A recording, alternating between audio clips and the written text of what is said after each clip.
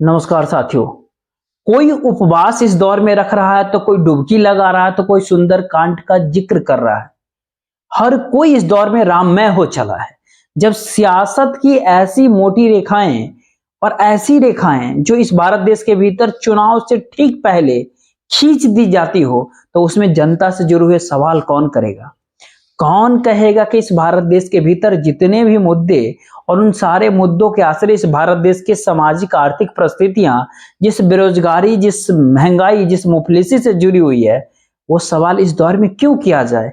अब ध्यान दीजिएगा तो तमाम सियासी दल कहते जरूर हैं, लेकिन उस दिशा में सियासत कर पाने की स्थिति इस भारत देश के भीतर बन नहीं पाती है। और इन्हीं परिस्थितियों के भीतर इस बात का जिक्र काफी बार होता है कि राम नाम की लूट है, लूट सके तो लूट। और शायद यही वह कारण है कि अयोध्या के भीतर राम समूची राजनीति सिमट के रह गई। भारतीय जनता पार्टी के किसी नेता से मिलिए, केंद्र सरकार के भीतर किसी मंत्री से मिलिए और केंद्र द्वारा नियुक्त किसी राज्यपाल से आप मिलिए, हर कोई अयोध्या और राममय होने का जिक्र खुलेआम करने से कभी घबराता नहीं है। और यही मुश्किल हालात क्या इस दौर में इंडिया गठबंधन के साथ भी है, जहां पर हर जुबान से निकली हुई हर बात या तो नरेंद्र मोदी की सत्ता के निशाने पर अयोध्या को लेकर के है, या फिर 22 जनवरी 2024 को जो पूरी की पूरी सियासी प्रक्रिया के तहत धार्मिक अनुष्ठान होगा, वो निशाने पे है। तो इस भारत देश के भीतर जुड़े हुए मुद्दों के दिशा में किसी की नजर पड़ रही है।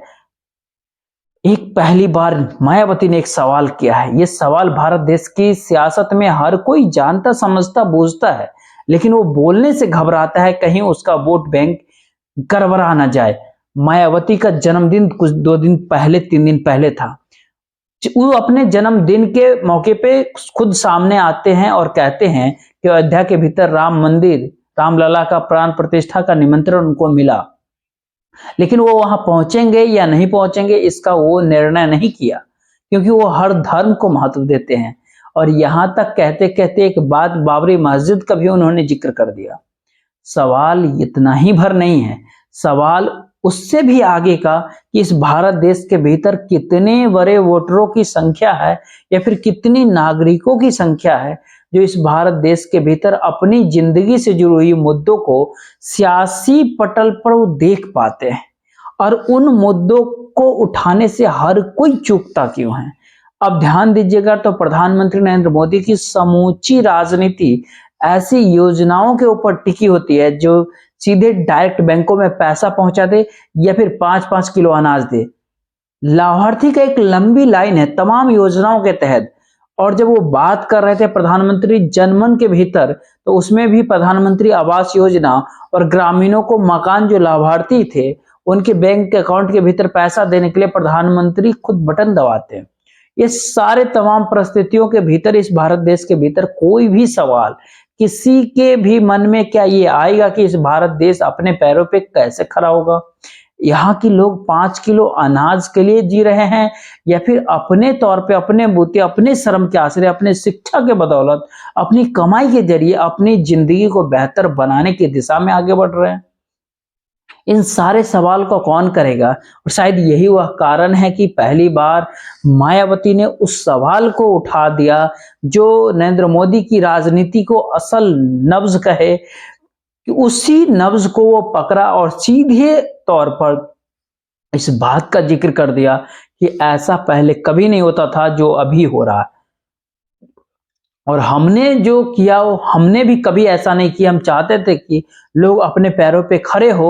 और इन्हीं सब बातों को जिक्र करते करते मायावती ने कहा, जिस प्रकार से केंद्र सरकार, उत्तर प्रदेश की सरकार भी और कुछ अन्य प्रांतों के सरकार भी जो मुफ्त में लोगों को बांट रही है, चाहे वो अनाज हो या वो पैसा हो, वो दरअसल गुलाम बनाने की मानसिकता है। लोगों को अपाहिज कर देने की परिस्थिति है कि आप उसको उसी काम के दिशा में जाने न दे, और उसके बाद आप पूरी तरीके से अपनी सरकार के ऊपर हर नागरिक को आश्रित कर ले। यह गुलाम बनाने की परिस्थिति है। देखिए जरा मायावती ने किस अंदाज में और किस बात को उठाया उन्होंने। तो इनको केंद्र व राज्यों की सरकारों द्वारा गरीबी, बेरोजगारी व महंगाई आदि से मुक्ति दिलाने की बजाय तथा रोटी रोजी व रोजगार के भी साधन उपलब्ध कराने की गारंटी देने की बजाय इन्हें फ्री में थोड़ा सा राशन आदि देकर अपना गुलाम व लाचार एवं मोहताज और बनाया हुआ। इसके भीतर दो मत होना ही नहीं चाहिए कि प्रधानमंत्री नरेंद्र मोदी अपनी योजनाओं को सियासी हथियार के तौर पर इस्तेमाल किया। अगर उनकी पूरी योजनाओं को देखना शुरू करें तो 80 करोड़ लोगों को जो 2028 तक जो 5-5 किलो मुफ्त अनाज जो गरीब कल्याण योजना के अंतर्गत देने का जो जिक्र कर दिया गया, इससे हट करके देखिएगा तो एक एक बात को जरा समझने देखने की कोशिश कर दीजिए। जहां पर रोजगार का जिक्र नहीं होता, महंगाई कम करने का जिक्र नहीं होता, उज्ज्वला योजना के तहत 10 crore LPG cylinder Bharatiya Janata party बांट दी। जन औषधि केंद्र 10,000 भारत देश में खोल दिए गए। नल से जल इस भारत देश के भीतर 11 करोड़ लोगों तक पहुंच गया।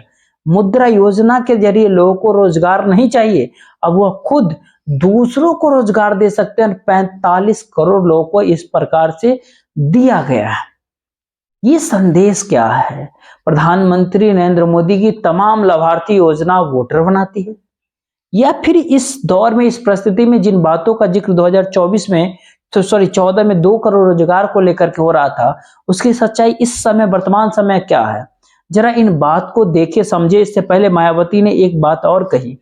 उनका कहना था कि दरअसल जो सरकारी और गैर सरकारी उद्योग हैं, संस्थान हैं, वहां पर रोजगार दिलाने की व्यवस्था करनी चाहिए, और यही वह कारण है जिसके आश्रय समाज खड़ा हो पाता है। मायावती को पता है कि दलितों की स्थिति समाज के भीतर कितनी बदतर है, मुस्लिमों की स्थिति कितनी त्रासदायी है।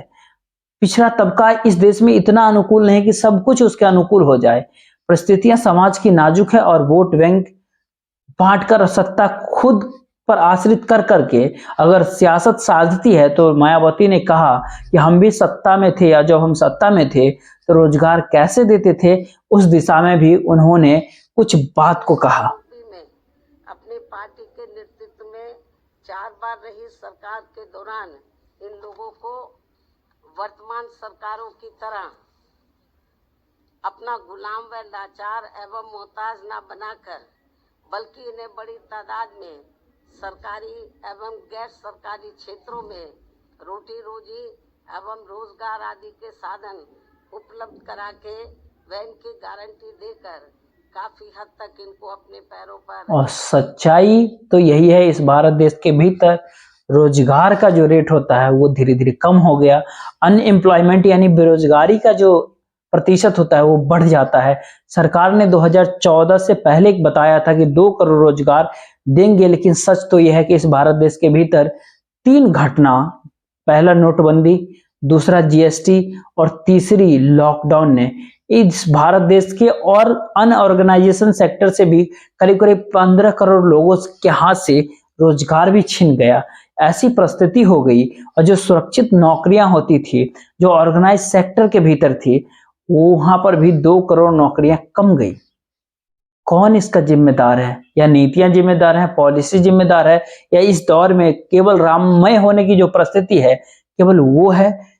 लेकिन जरा एक एक करके जो आंकड़ा, जो डाटा बताना चाहते हैं, इस भारत देश के भीतर बेरोजगारी का आलम क्या है, रोजगार न मिलने की परिस्थिति, और 2016 से खासतौर पर नोटबंदी के समय से अगर आज के दौर में अगर लेकर के समझे, तो इस देश के शहरी इलाके हो, ग्रामीण इलाके हो, पुरुषों से जुड़ा हुआ सवाल हो, महिलाओं से जुड़ा हुआ सवाल हो, या इस भारत देश का पूरा औसत हो, अगर सब कुछ देखेंगे आप तो हैरान हो जाएंगे कि इस भारत देश के भीतर कोई भी पॉलिसी, कोई भी नीति क्या काम कर ही नहीं रही थी, और सरकार एक के बाद एक अपनी योजना के बनाती चली गई कि हम 500 किलोमीटर का मेट्रो बना दिया, हमने इस भारत देश के भीतर जनधन योजना के तहत 51 करोड़ बैंक अकाउंट खुलवा दिया, 4 करोड़ से ज्यादा हमने मुफ्त के घर बांट दिए, इतने मेडिकल कॉलेज खोल दिए। सब कुछ सरकार करती है, सब कुछ बताती है, एक लंबी लिस्ट होती है, आंकड़े डराती है जो बेरोजगारी से जुड़ा हुआ है, जिसका जिक्र मायावती ने किया।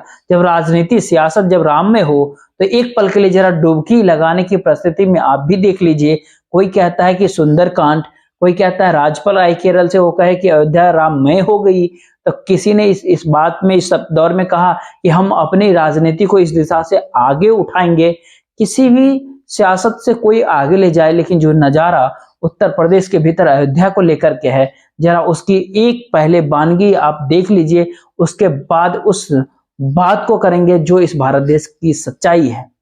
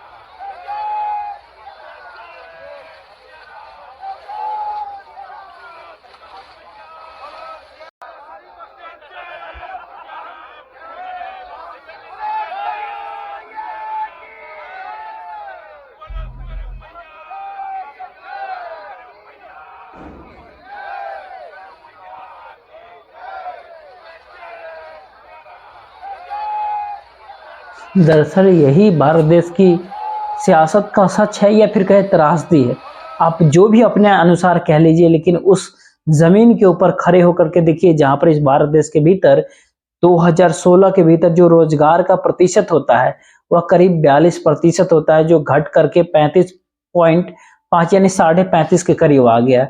जो इस भारत देश के भीतर इसके दायरे में समूचे भारत देश के पुरुष आते थे, वो 70% लोगों को रोजगार कहीं न कहीं मिल जाता था। आज के दौर में वो घटते घटते 55% पर आकर के खड़ी हो चली है। जो महिलाएं थी उनको करीब करीब 11-12% महिलाओं को रोजगार उस दौर में 2016 के आसपास मिल जाती थी, नोटबंदी से पहले। आज के दौर में वो घटते घटते 12 से घट करके 7% पे आ चली है। जो शहरों का रोजगार होता है वो करीब करीब 41% से घट करके 33-34% के आसपास आ गया। पुरुष को जो शहर में रहते हैं उनके पास रोजगार था 69.9 के आसपास प्रतिशत के आसपास, वो कम होकर के 2016 से जो 61 पॉइंट पे आ गया। जो महिलाएं थी उनके साथ 10% था, वो घट करके आधी आ गई है। अगर ग्रामीण भारत के अंदर का सच को परखें तो वहां पर भी स्थिति काफी नाजुक होती है। 44% के आसपास 2014 में रोजगार रेट होता है, यानी एम्प्लॉयमेंट रेट, जो घट करके इस दौर में 35-36% के आसपास आ जाती है। पुरुषों के भीतर अगर देखेंगे तो करीब करीब 71% 71% करीब करीब रोजगार मिल जाया करता था। आज के दौर में वो घट करके 61% पे आ गई है। और महिलाएं गांव में रहने वाली, उनको करीब करीब 12.5% के आसपास रोजगार मिल जाती थी, जो अब घट करके 8-8.5% अब इस दौर में है। सवाल उठता है कि 2 करोड़ रोजगार मिले या फिर ना मिले। यहाँ पे तो करोड़ों रोजगार भी चले गए। तो क्या सियासी तौर पर यह एक ऐसी परिस्थिति है जिसके भीतर इन मुद्दों को कौन क्यों छुए? क्योंकि वोट बैंक हर किसी का ऐसे गरीब तबके से ही जुड़ा हुआ है। प्रधानमंत्री खुद इस बात को ऐलान कर चुके हैं कि गरीब से बड़ी कोई जाति नहीं होती।